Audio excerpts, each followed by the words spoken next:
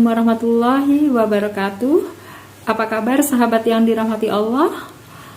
Pada pertemuan kali ini saya akan membahas tema tentang ukhuwah Islamiyah. Dan saya ingin memulai dengan membacakan terjemahan surat Al-Hujurat ayat ke-10 yang berbunyi, sesungguhnya orang-orang mukmin adalah bersaudara. Karena itu, damaikanlah kedua saudara kalian dan bertakwalah kalian kepada Allah supaya kalian mendapat rahmat. Islam secara tegas dan jelas di sini telah mengatur bagaimana hubungan antar sesama muslim, bagaimana hubungan antar sesama manusia dalam wadah ukhuwah Islamiyah. Ukhuwah Islamiyah di sini tentunya lebih mengedepankan titik temu dan menjauhkan perbedaan agar tercipta suasana hubungan yang harmonis, aman, damai, dan tentram. Sering sekali kita menjumpai dalam keseharian kita atau bahkan kita mengalami kita beda pendapat dengan teman kita. Kita tidak sama pemikiran dengan teman kita. Lantas apakah kita saling membenci? Lantas kita apakah harus membenci mereka? Tentu tidak. Karena disinilah kesabaran kita sedang diuji. Solusinya apa? Ya, kita harus bisa menghargai apa perbedaan yang menjadi perbedaan teman kita. Kalaupun misalnya teman kita melakukan kesalahan, menyakiti hati kita, atau melakukan kesalahan, melanggar norma atau aturan misal.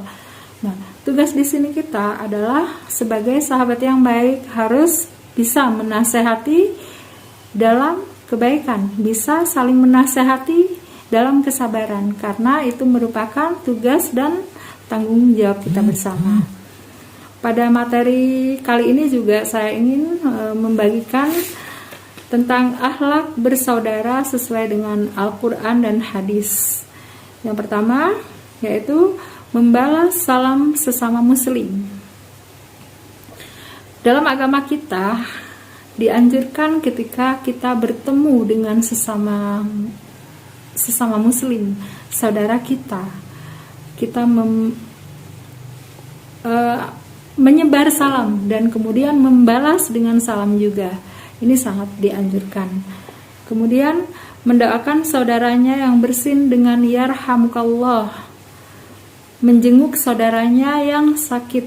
Nah, di sini penting untuk saya bahas bahwasanya menjenguk saudara kita yang sedang sakit dengan harapan kita tidak hanya mendatangi tapi juga mendoakan agar kedatangan kita bisa menghibur mereka, agar kedatangan kita bisa menambah semangat mereka untuk bisa segera sembuh dan pulih dari penyakitnya, seperti itu.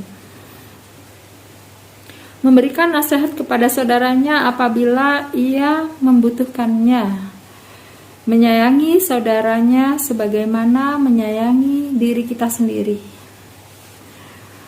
Di sini kita harus pahami bahwasanya setiap orang memiliki hati yang sama, keinginan yang sama. Kita semua manusia ingin dicintai, ingin disayangi. Maka dari itu kita harus juga berusaha menyayangi saudara kita, menyayangi sahabat kita sebagaimana kita menyayangi diri kita sendiri.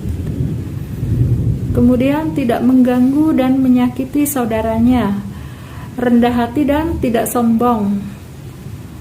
Tidak dibenarkan mendiamkan saudaranya lebih dari 3 hari. Nah, di sini sering kita menjumpai kalau ada selisih paham kita dengan saudara kita, ada selisih pendapat atau saudara kita melakukan kesalahan. Kemudian kita memutuskan silaturahmi dengan tidak menyapa, kemudian mendiamkan lebih dari 3 hari. Dalam agama kita ini jelas sangat tidak diperbolehkan. Bahkan menjadi salah satu penyebab terhalangnya kita untuk masuk surga. Betapa meruginya gitu. kebayang kalau kita meninggal pada hari itu, kemudian kita dalam keadaan memutus silaturahmi dengan saudaranya, kita dalam keadaan mendiamkan saudara lebih dari 3 hari, akan sangat merugi. Maka hindari hal-hal yang sedemikian.